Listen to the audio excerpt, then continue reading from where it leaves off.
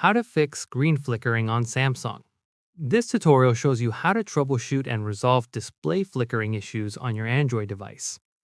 First, check your screen carefully for any cracks or physical damage, as a cracked display can cause flickering that can only be fixed by a screen replacement. After that, swipe down from the top to open Quick Settings and manually adjust your brightness by dragging the brightness slider.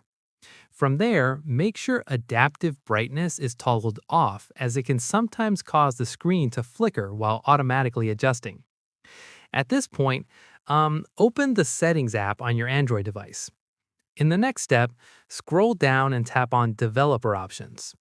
Following this, scroll through the developer options until you find Disable HW Overlays, also known as Disable Hardware Overlays. Once done, make sure this toggle is turned off. Turning it off means hardware overlay is enabled, which helps your display render content properly and reduces flickering. From here, go back to your home screen and check if the flickering has stopped. Finally, if the flickering persists, press and hold the power button until the power menu appears and tap Restart to reboot your device and apply all the changes.